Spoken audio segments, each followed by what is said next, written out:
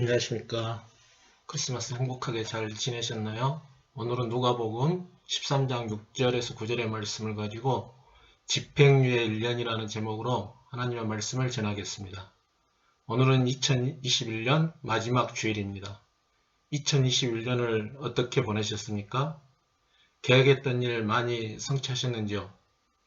코로나라는 북병이 지속되어 이루지 못한 것들도 많이 있을 것입니다. 코로나가 끝날 것 같다가도 또 새로운 변종이 생겨 코로나가 쉽게 사라지지 않고 있습니다. 부디 2022년에는 코로나를 극복하고 자유롭게 활동할 수 있었으면 좋겠습니다. 오늘이 2021년 12월 26일이기에 오늘을 제외하면 2021년도 5일밖에 남지 않았습니다. 5일밖에 남지 않았지만 우리는 이 기간에 2021년을 되돌아보고 2022년의 새해의 목표를 세워야 합니다. 우리가 한 해를 마무리하면서 연초에 세운 계획들을 돌아보고 점검하는 것은 매우 중요합니다. 계획을 이루지 못한 것에 대해 그냥 마음은 온이로되 육신이 약하여 그런 것이라고 너무 쉽게 합리화해서는 안 됩니다. 의지 부족이나 게으름 때문에 계획한 것을 이루지 못한 것에 대해서는 진지하게 반성해야 합니다. 여러분, 집행유예라는 말을 알고 계실 것입니다. 집행유예는 지금 당장 감옥에 보내지 않고 감옥에 가는 것을 유예하는 것을 의미합니다. 예를 들어 징역 1년에 집행유예 3년을 선고받았다면 징역 1년을 살아야 하는데 지금 바로 감옥에 보내지 않고 3년 동안 지켜보겠다는 말입니다. 3년 동안 사고치지 않고 문제없이 잘 지내면 감옥에 보내지 않게 됩니다. 이런 집행유예 1년을 저를 포함한 많은 그리스도인들이 하나님으로부터 한 해가 마무리될 때마다 새롭게 부여받습니다. 우리 그리스도인들은 세상에서 어떤 죄를 지어 집행유예에 있지는 않지만 저를 포함한 많은 분들이 신앙적으로는 하나님에 의해 집행유예 1년을 선고받은 상태에 있다고 볼 수 있습니다. 이 사실을 오늘 본문인 누가복음에 있는 무화과 나무 비유를 통해 확인할 수 있습니다. 포도원에서 무화과 나무를 기르는 것은 아주 흔한 일이었습니다. 무화과 나무는 충분히 자랐고 주인은 3년 동안 그 무화과 나무로부터 열매를 기대했으나 번번이 주인을 실망시킵니다. 그래서 주인은 무화과 나무를 찍어버리려고 합니다. 그런데 포도원 지기가 말하지요. 1년만 더 기회를 주십시오. 제가 내년에도 땅을 깊이 파고 거름도 많이 줘서 특별히 잘 돌보아 꼭 열매를 맺게 해보겠습니다. 만일 내년에도 열매를 맺지 못하면 그때 찍어버려도 되지 않겠습니까? 그래서 주인은 1년 더 기회를 주었습니다.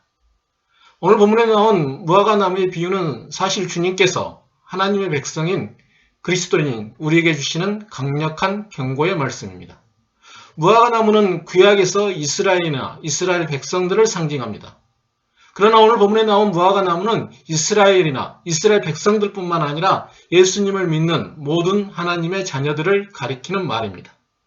3년이라는 숫자도 정확히 문자적으로 3년을 가리키기보다는 하나님께서 열매 맺기를 기다리시는 오랜 시간을 의미합니다. 성경에서 3이라는 숫자는 하늘의 안전수이죠. 그렇게 3년을 기다렸다는 말은 열매를 맺을 수 있는 충분한 시간을 주었다는 뜻입니다. 3년이 지나도 열매를 맺지 못한 무화과 나무는 하나님의 백성이 된 이후에 삶이 변하지 않고 계속해서 죄 가운데 사는 사람들을 가리킵니다. 한 사람, 곧 포도원 주인은 하나님을 가리킵니다. 포도원 지기는 예수님을 상징합니다. 오늘 무화과 나무 비유를 통해 알 수 있는 사실은 하나님께서 우리가 열매 맺지 않은 것에 대해 몹시 서운해 하신다는 것입니다. 서운하지 않겠습니까? 하나님께서 얼마나 많은 은혜를 우리에게 베풀어 주셨습니까? 우리의 모든 죄를 용서하셔서 우리를 하나님의 자녀로 삼아주셨습니다. 또 우리의 기도를 들어주셨습니다. 우리와 함께 하시면서 보살펴 주시고 인도해 주셨습니다. 성령 하나님을 통해 감동을 줘 하나님의 일을 하라고 사인을 주셨습니다. 그런데도 우리는 마치 청개구리처럼 하나님의 뜻과 반대되는 삶을 살았습니다. 교회에서나 사회에서 별로 하나님의 자녀답게 살지 못했습니다. 세상에서 소금과 빛이 되는 삶을 살지도 못했습니다. 이런 우리를 바라보시는 하나님은 얼마나 답답하셨을까요? 아마 우리에게 섭섭하셨을 것입니다. 우리는 입이 100개라도 할 말이 없습니다. 그런데 여기에 놀라운 은혜가 있습니다. 그것은 하나님이 우리가 2021년에 당연히 맺어야 할 열매를 맺지 못한 것에 대해 한 번 더 용서해 주신다는 것입니다. 하나님께서 지금까지 우리의 잘못에 대해 모든 것을 용서해 주시고 한 번 더 기회를 주십니다. 집행유예 1년을 허락하시면서 열매 맺는 삶을 살라고 촉구하십니다. 호랑이는 죽어서 가죽을 남기고 사람은 죽어서 이름을 남긴다는 말이 있지요. 미꾸라지는 죽어서 국물을 남긴다고 합니다. 그럼 치킨은 죽어서 무엇을 남길까요? 쿠폰을 남긴다고 합니다. 그리스도는 죽을 때 무엇을 남겨야 할까요? 하나님이 원하시는 많은 열매들을 남겨야 합니다. 예수님은 오늘 본문 2에서도 자신의 제자들에게 많은 열매 맺는 것을 삶의 목표로 삼아야 한다고 말씀하십니다. 요한복음 15장 8절에 보면 너희가 열매를 많이 맺으면 내 아버지께서 영광을 받으실 것이요 너희는 내 제자가 되리라. 예수님은 많은 열매를 맺는 것이 예수님의 제자라는 사실을 입증한다고 말씀하십니다. 열매를 많이 맺는 것이 하나님께 영광을 돌리는 길이라고 알려주십니다. 그렇게 우리 그리스도인들은 열매를 많이 맺는 삶을 살아야 합니다. 열매를 맺지 못한다면 예수님의 제자라고 할 수 없습니다. 입으로 예수님의 제자임을 입증하는 것이 아니라 삶의 열매로 예수님의 제자임을 입증해야 합니다. 주님의 제자인 우리는 새해 2020년뿐만 아니라 평생 사는 동안 많은 열매를 맺어 하나님께 영광 돌릴 수 있어야 합니다. 2021년 마지막 주일을 보내고 있는 우리는 오랫동안 열매 맺지 못하고 땅만 버리는 무화과 나무가 혹시 나 자신은 아는지 돌아볼 수 있어야 합니다. 하나님의 백성이라고 성도라고 그리스도인이라고 칭함은 받지만 아직도 삶에서는 세상과 구별된 열매를 맺지 못하고 살아가고 있지 않는지 자신을 점검할 필요가 있습니다. 혹시 2021년에 무화과 나무처럼 땅만 버리는 삶을 살았다고 할지라도 하나님은 용서해 주시고 또 한 해를 주셔서 열매 맺을 수 있는 기회를 주십니다.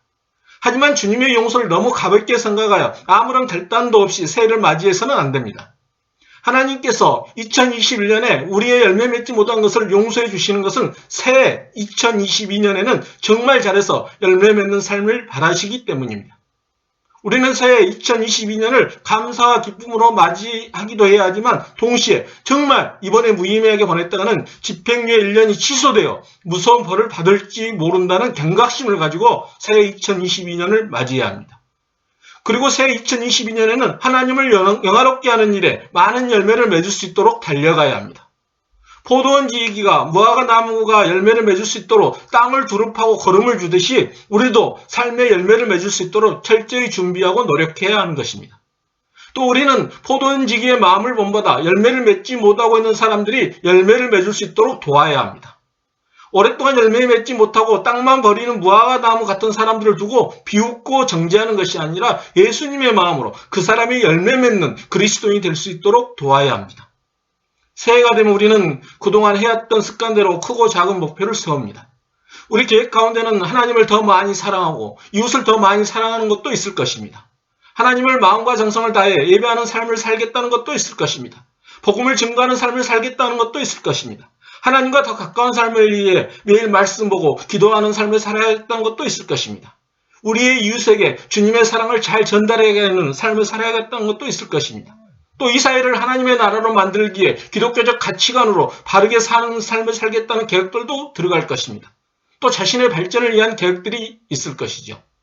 우리가 아무리 계획을 잘 세워도 행동으로 옮기지 않으면 말짱깡입니다.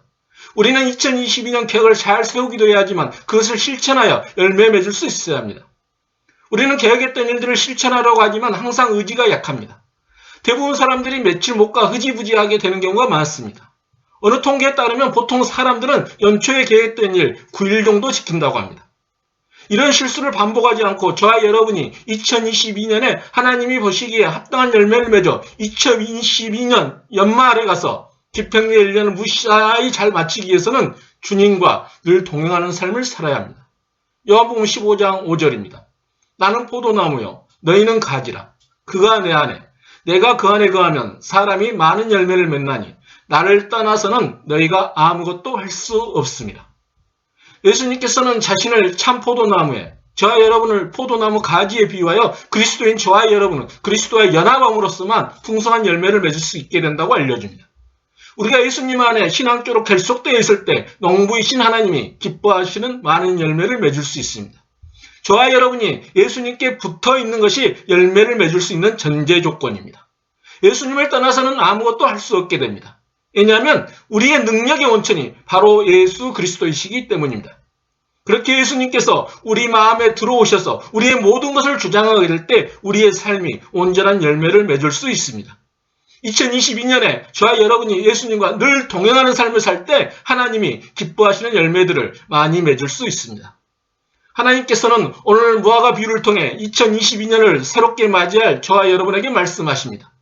하나님께서 저와 여러분에게 집행유예 1년을 주셔서 다시 새 2022년을 허락하신 것은 2022년에는 하나님이 원하시는 열매들을 꼭 맺기를 바라시기 때문입니다. 그렇게 2022년에는 하나님이 우리를 벌하지 않으시고 마지막으로 집행유예를 주셨다는 심정으로 하나님이 기뻐하시는 많은 열매들을 맺기 위해 늘 예수님과 동행하는 삶을 살아야 합니다. 또 열매를 맺지 못하는 무화과 나무 같은 사람들도 열매를 맺을 수 있도록 기다리면서 도와주는 삶도 살아야 합니다. 허봉기 목사님의 사도가 코 고는 소리라는 책에 나온 새가 온들 무엇 하겠는가라는 글입니다. 지난 해와 똑같이 산다면 새가 온들 뭐 하겠는가? 달력을 바꾸어 다는 것이 새해라면 2021을 적어 넣던 자리에 2022를 쓰기만 하면 되는 것이 새해라면 새해가 온들 뭐 하겠는가? 하나님께서는 2022년에 저와 여러분이 많은 열매 맺는 삶을 살기를 간절히 바라고 계십니다. 기도하시겠습니다. 하나님께서는 저희들에게 2021년에 열매 맺기를 바라셨지만 저희들은 이런저런 이유로 열매를 맺지 못한 경우가 많았습니다. 주님 용서하여 주시옵소서. 그러나 주님은 우리를 벌하지 않으시고 또 새해 2022년을 허락하셔서 열매 맺는 삶을 살 수 있도록 기회를 주시니 주님 죄송하지만 감사합니다.